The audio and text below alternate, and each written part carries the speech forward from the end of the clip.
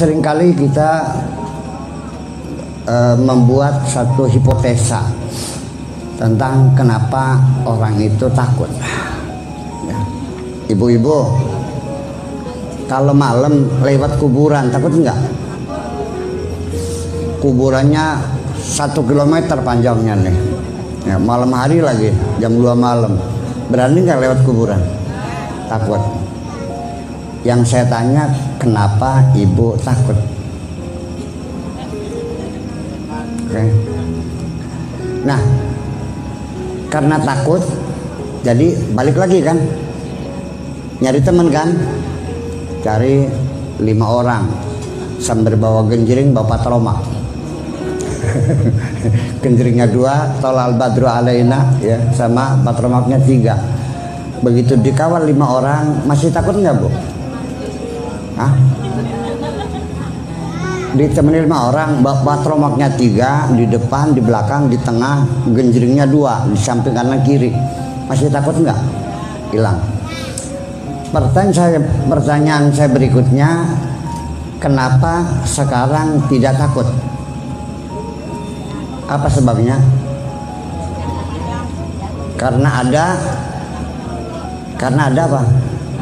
Ada temannya. Ya kan begitu. Jadi kesimpulannya, kenapa orang itu takut? Berarti karena dia merasa. Oke, jelas. Nah, selanjutnya hipotesa saya lanjutkan lagi. Jadi ketika ada orang lain yang menemani kita, rasa takut itu hilang karena kita merasa ada yang melindungi. Betul gitu? Oke. Dugaan semacam itu akan saya kasihkan hipotesa berikutnya. Seniki lamun bener-bener ana macan temenanan. Kalau andekan ada macan bener-bener, wow, itu 5 orang yang mendampingi ibu ini pada lari masing-masing atau membela ibu? Berarti hilangnya rasa takut itu hanya pembohongan belaka, palsu semuanya itu. Atau pada akhirnya yang membela kita, yang mengaman kita tetap adalah Allah Subhanahu. Jelas. Itulah makanya Nabi tidak pernah takut, karena beliau selalu sadar dan merasakan selalu bersama Allah Subhanahu wa ta'ala. Itu kata kuncinya. Jadi kapanpun dimanapun ketika kita merasa sendirian pasti merasa takut. Baru ditemani orang saja rasa takutnya sudah hilang, padahal dia tidak akan membela kita, apalagi yang kita yakini selalu bersama Allah. Maka keyakinan Kanjeng Nabi akan kebersamanya dengan Allah ini yang tidak bisa dipatahkan oleh siapapun. Paham bu? Nah, hadirin hadirat rahimakumullah. Sehingga emosi takut ini sendiri menjadi satu pertanyaan selanjutnya. Takut itu apa sih sebetulnya? Ya. Dan kenapa orang itu takut? Begini. Lalu rasa takut itu kapan munculnya? Dan takutnya kepada siapa? Bagaimana untuk memindai rasa takut, bagaimana mengatasinya, nanti ini yang kita bahas. Dari supaya kita bisa uswah hasanah kepada Kanjeng Nabi. Kalau kita secara filosofisnya tidak paham ya nggak bisa. Begini, rasa takut itu sebetulnya kapan dia datang? Psikologi anak mengatakan bahwa seorang bayi yang baru lahir hanya dibekali dengan 2 emosi. Ini yang fitrah alaminya. Hanya dua emosi, yaitu merasa nyaman dan tidak nyaman. Responnya, kalau nyaman dia tidur, kalau tidak nyaman dia nangis. Begitu disusuin dan nyaman, tidur. Nanti lapar lagi, nggak enak lagi, nangis juga. Kamarnya kurang ventilasi, ongkap, ya nangis juga. Itu. Jadi belum ada rasa takut. Nah, setelah bisa melihat, setelah bisa mendengar, ya, kalau kita kasih bergerak di mata, dia mengikuti, berarti dia sudah sudah bisa melihat. Kemudian kalau kita suarakan di sampingnya, dia nyelinguk, ya, berarti mata dan telinganya mulai berfungsi. Nah, baru setelah itu muncul rasa takut. Ini bagi para asatid, silakan, kalau enggak kurang yakin silakan baca psikologi anak. Nah, lalu rasa takut anak ini apa yang ditakuti? Juga hanya dua rasa takut bayi itu. Satu, takut jatuh. Yang kedua, takut ketika mendengar suara bising. Itu aja. Ya, selain itu tidak punya rasa takut. Saya mau cerita. Sejak kapan kita takut binatang buas? Tidak sejak kecil. Kita tidak pernah punya rasa takut. Kita takut orang? Tidak. Takut hantu? Tidak. Tidak ada yang ditakuti. Sebabnya kita takut sama ular karena ibunya mengatakan, awas hati-hati, nanti digigit ular, nantinya mati. Saya pengalaman pribadi, waktu masih ingat sekali itu, saya Pak Haji Komar mainan kalajengking. Saya kagum melihat binatang yang buntutnya nyerkengkol gitu, kata itu, jungkit-jungkit gitu. Saya pegang-pegang, saya bermain-main. Tiba-tiba ada kakak saya yang kakak pertama, namanya Ibu Haji Sa'diyah, dia menjerit luar biasa.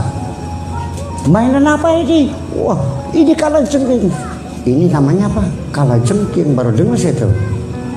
Ya, ini kalau gigit bisa bengkak, bisa sakit. Sejak itu baru saya tahu bahwa kalajengking itu binatang yang perlu ditakuti. Betul nggak? Bapak pernah nggak lihat anak-anak megang ular? Bapak lihat nggak anak-anak dicolokkan dicolok-colok gitu? Nggak ada yang ditakuti kok. Betul nggak? Jadi sejak kapan kita takut? Yang membuat kita takut itu orang tuanya, saudara-saudaranya, dan masyarakatnya. Iya. Ini yang kurang ajarnya kadang-kadang orang tua yang tidak berpendidikan. Yang anak suruh pulang maghrib sudah suruh pulang, bukannya ditakut-takut kepada Allah, nanti Allah marah loh, nanti kamu masuk neraka loh. Enggak, ikana WWK. Jadi ternyata sejak kecil, tolong Pak Haji Komar nanti ikut membantu saya pada orang-orang tua itu, jangan nakuti anak-anak kepada hantu-hantu gitulah. Kepada Allah aja yang takut dong. Ya, seperti itu. Dan memang itu efektif. Sampai ketika anak kita juga sudah larut malam belum tidur-tidur, itu paling efektif jam 10 belum tidur. Kata ibunya, kalau jam 11 itu datang wewe. Anak-anak yang belum tidur nanti dipeluk wewe. Langsung dia meluk ibunya dalam ketakutan. Jadi setiap hari anak itu tidur ditakut-takuti, pulang ditakut-takuti, mandi ditakut-takuti. Itulah sebabnya kita menjadi pemuda-pemuda penakut semuanya. Ya. Jadi pada akhirnya takut itu sesungguhnya sangat menyiksa sekali. Dan bahkan al-khauf atau rasa takut sesungguhnya bagaimana digambarkan oleh Al-Quran takut itu apa dan bagaimana.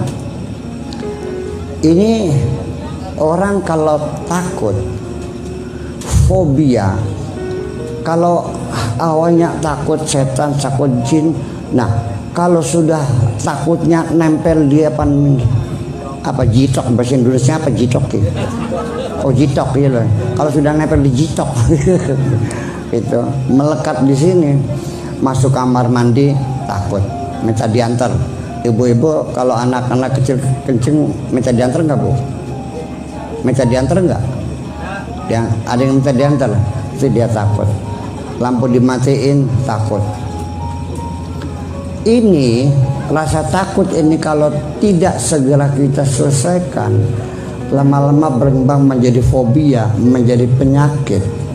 Akhirnya makan tidak lahap, tidurin tidak lahap, mikirin nggak jalan, meremang-remang, sampai akhirnya melihat wajah sendiri di cermin saja ketakutan, ketemu orang ketakutan, segera hubungi psikiater. Ini sudah diambang bahaya. Kalau tidak nanti bisa akhirnya telanjang bulat lari-lari di jalanan.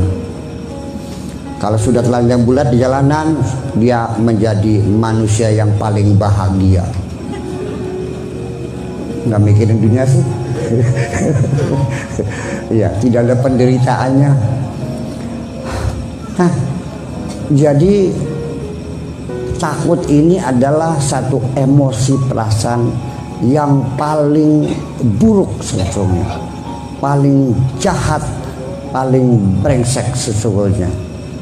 Dan hanya dua emosi dasar yang menyebabkan segala macam penyakit psikologi, psikopat itu sumbernya hanya dua, takut dan kecewa. Itulah makanya Allah selalu memberikan kabar gembira kepada kekasih-kekasihnya, yaitu inna awliya Allahi la khaufun alaihim wa lahum yahzanun. Malam ini kita bahas takut saja, kecewa barangkali nggak cukup waktunya. Ya, takut saja. Takut ini sebetulnya emosi, perasaan yang paling buruk, yang paling jahat, dan paling berbahaya, dan itu selalu melatar belakangi segala macam emosi kita ini. Di mana adanya? Kenapa kita gundah? Kenapa kita risau? Kenapa kita gelisah? Kenapa kita panik? Kenapa kita galau? Kenapa kita ragu-ragu? Kenapa kita bimbang? Itu semuanya di belakang itu ada rasa takut yang tersembunyi. Takut yang tersembunyi. Itu salah. Nah ini Aflatun atau Plato, itu filosof Yunani kuno, sekitar 350 tahun sebelum Nabi Isa lahir. Itu dia menyalahkan dokter-dokter pada zaman itu. Saya kecewa, kenapa dokter itu mengobati orang sakit hanya fisiknya yang diobati, hanya badannya, tapi otaknya tidak diobati. Padahal sumbernya dari situ juga. Ya, sekarang orang baru paham setelah ada internet, ternyata sebabnya ngehang, sebabnya itu datanya hilang, itu karena terlalu banyak virus di dalam softwarenya. Betul? Betul nggak? Ya itu. Ya akhirnya sembuhnya sementara. Nah itu. Kemudian jadi tidak mungkin ada badan sehat yang otaknya nggak sehat. Nggak mungkin juga otak sehat badannya tidak sehat. Makanya katakan Nabi, al-aqlu salim fi jismis salim. otak yang sehat berada di yang badan yang. Kalau sedang sakit gigi bisa mikir nggak? Iya. Kalau kita sedang patah kaki di rumah sakit bisa mikir ya? Biar kalau pada sakit lagi kena diare boro-boro mikir. Ya sebaliknya, badan yang sehat juga tidak mungkin kalau otaknya tidak sehat, bolak-balik semuanya. Maka jadi kata Plato ya diobati dua-duanya. Ya otaknya diobati, ya fisiknya juga diobati. Seperti mata uang bolak-balik ya sama juga kan dua-duanya. Balikin ya uang, balik sini uang.